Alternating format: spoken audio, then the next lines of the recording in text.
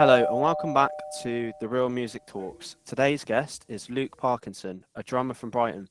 How you doing, Luke? Yo, what's on? I'm not from Brighton. Oh, damn it! It's Falmouth, isn't it? Yeah, Falmouth. Got you. So how would you describe your current involvement in the music industry? Talk to maybe people watching that have never heard of you before.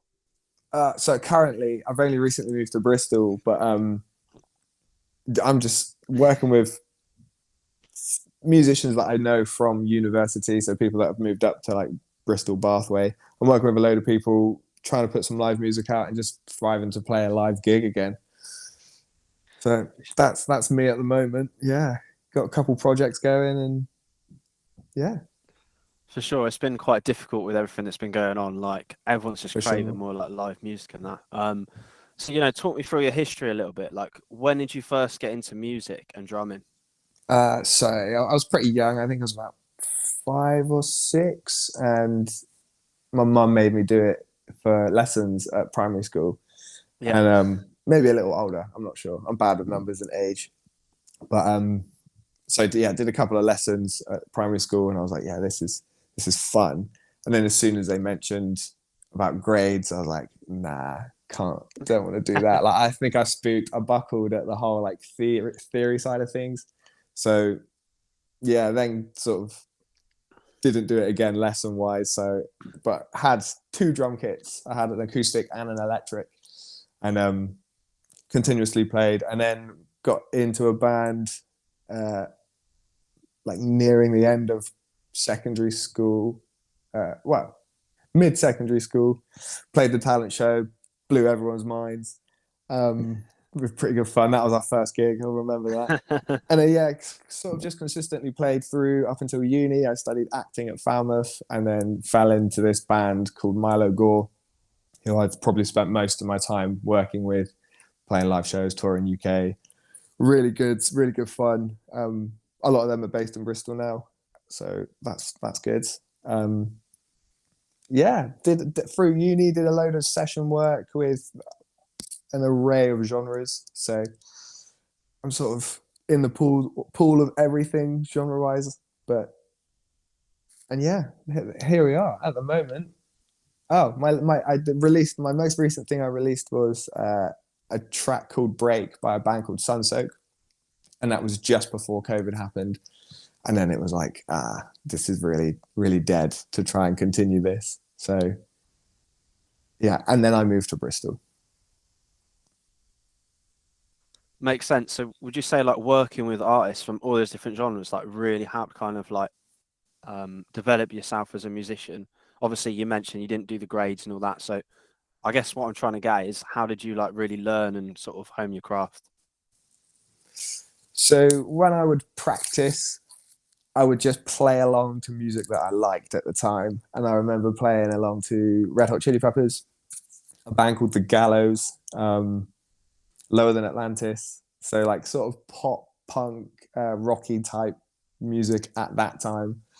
And then Milo Gore, the band, helped shape my style of drumming as well.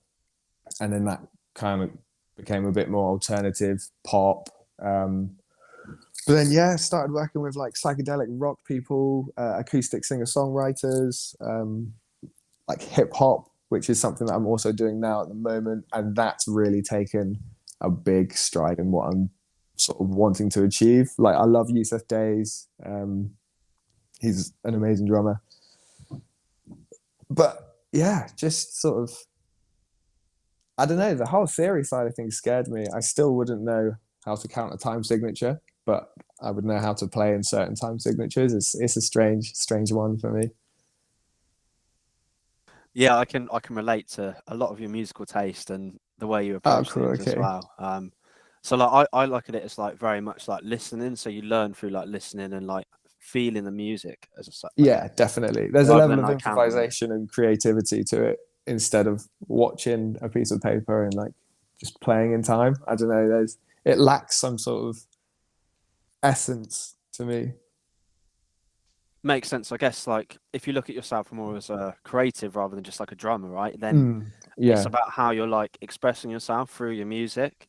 Hmm. And you have to kind of look at things in a different way rather than just structures and notes and Yeah, for like sure. to actually get that sort of emotional expression out.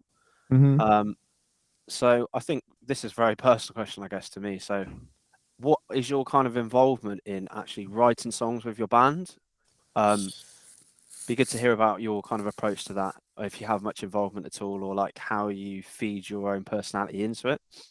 Okay, so I'll reference Milo Gore a lot through this, I'm pretty sure, because that's where it was most happening and sort of an individual approach as well. But I mean, Milo would write all these songs, and I'd first just lay a beat. And then as the song grew, I would begin to accent certain areas of certain instruments within the song. So, like, a lot of the time, I'd follow the bass a lot more in the chorus, and some like accents that the lead guitarist did, I would fill along with him. So I don't know, I'm like, I don't want to be too invasive with my fills, but like, if I hear a space for a fill, I'll want to do it. And so I think that's where my sort of approach is like, I just want to play, and when it feels good to do something, do it.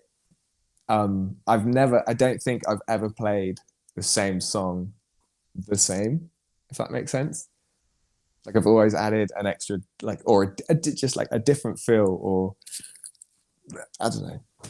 You know how it is. It's improv. It's freestyle. I totally understand that though, and I think there's something special in that as well. Because like, if someone goes to see your band, the song's never going to be exactly the same every time. Yeah, So there's like a moment created, like where you kind of think of that in your head at that moment and play that fill, for example. And then if someone saw you again, it might be a completely different feel, right? So yeah, it's like how you're feeling on the day, sort of thing. for sure. No, it's good. It's good fun. It's good fun. So it sounds to me you've got quite a lot of similarity with myself in terms of like jamming with other musicians. Right. Um, Talk to me through like that process. Like, when did you first kind of like jam with other people, and how do you kind of approach it? Uh, it's just that's it's something you got to go for, really. When I moved up here, I was planning to have like, I knew I wanted one person in mind, Sam Wilkins. He moved to Bath, who's a bass player, incredible. And I messaged a friend I knew.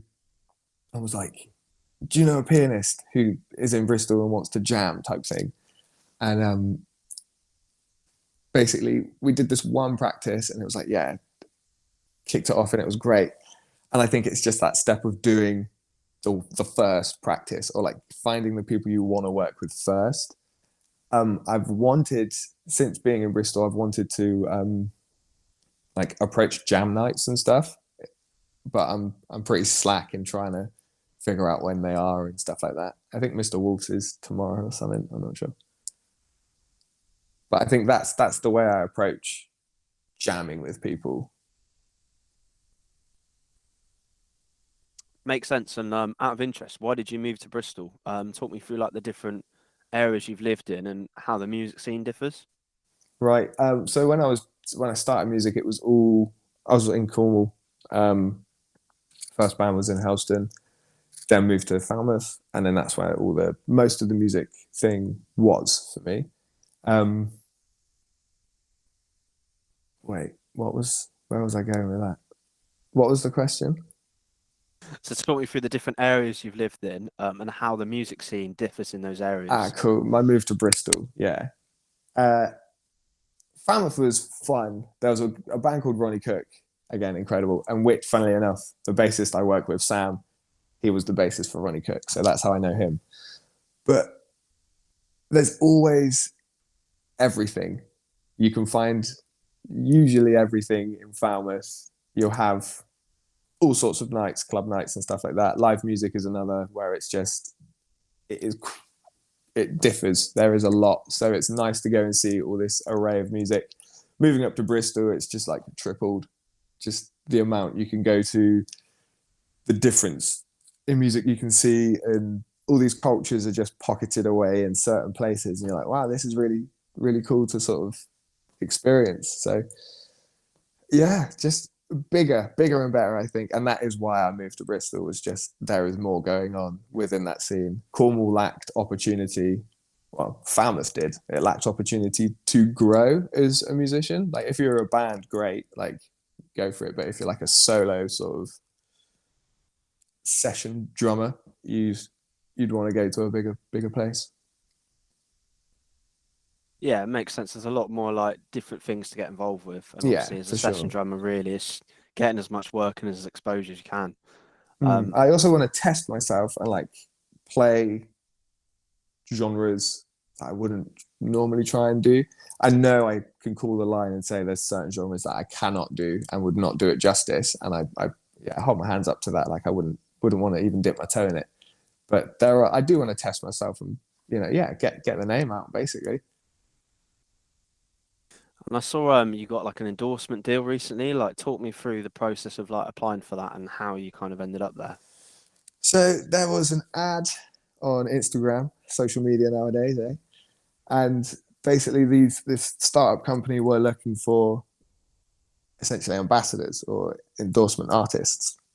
So I applied. I had to basically say, go through their product list, and I was like, what symbols would I want? And I like did all my research on how they sounded and yada yada yada. So I got a really nice accomplished set of symbols.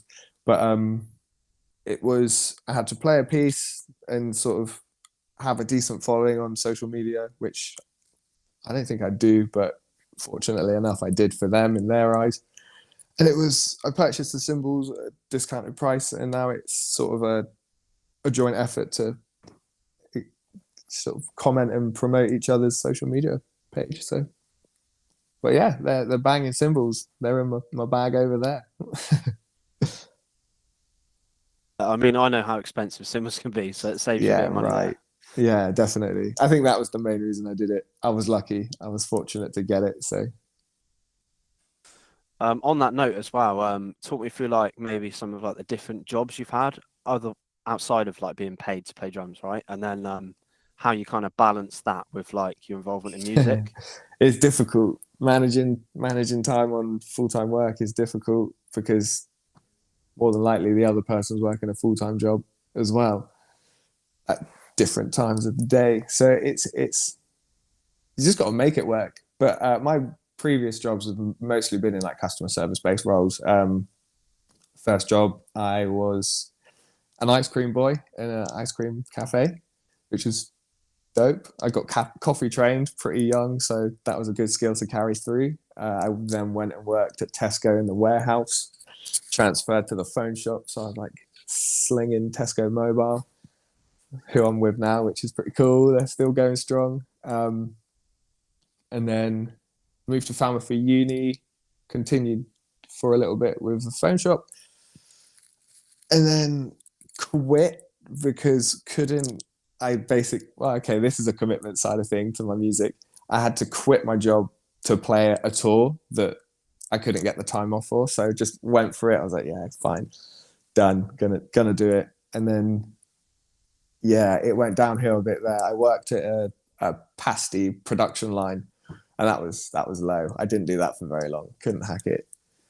And then got a job at Sainsbury's as a butcher and fishmonger, and then a delivery driver because of COVID, which was pretty fortunate. I rated that job, good delivery job. And then moving to Bristol, I now work for Riverford, which is a fruit and veg company. I work as a salesman, and I go to music and food festivals and just like promote our company. And that's pretty cool because I'm, again, in my element of that festival sort of vibe, and it works really well. Makes sense. I mean, like in like where we're at, it's just about supporting like the passion, isn't it? Like Yeah. making sure you can pay your rent and your bills and everything and getting it Oh, through that way. exactly. Money's the worst part. Sorry, I'm just grabbing a drink.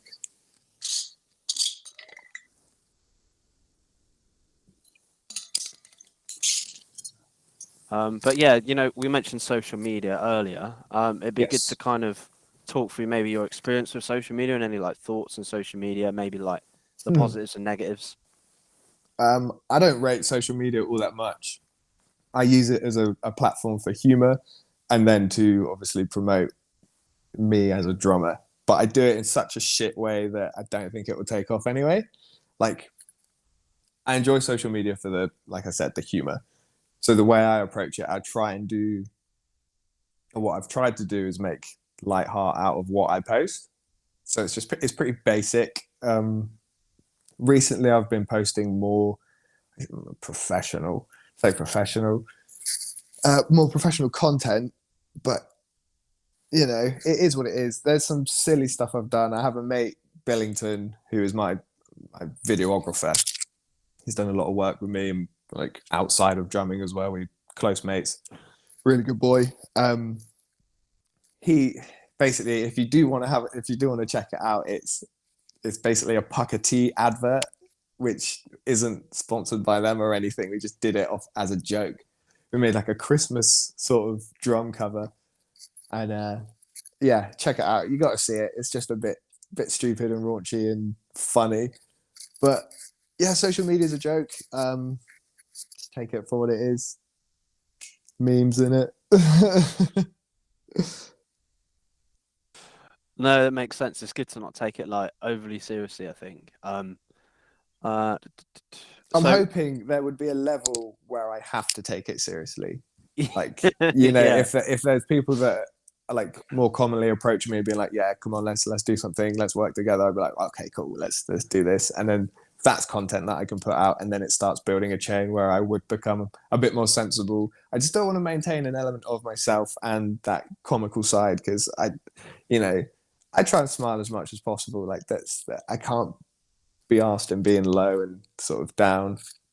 I know you get times like that, and it's like, is what it is. Absolutely. But yeah, I'm full of life, mate. I just want to enjoy it. No, that's great. So you mentioned earlier, obviously, you went to uni. What course did you do? And how did you find it? So I studied acting. I wanted to be an actor all through school, all through college, blah, blah, blah. Did loads of performances. But yeah, you know how it is with performance, with theatre work. Studied acting, and it was okay. Not something I would recommend to someone younger than me to go and do acting at uni. A drama school for sure, but at a university, no. Just because it doesn't guarantee you shit at the end. Do you know what I mean? Like, there is no guarantee that you will land a role doing something performance based.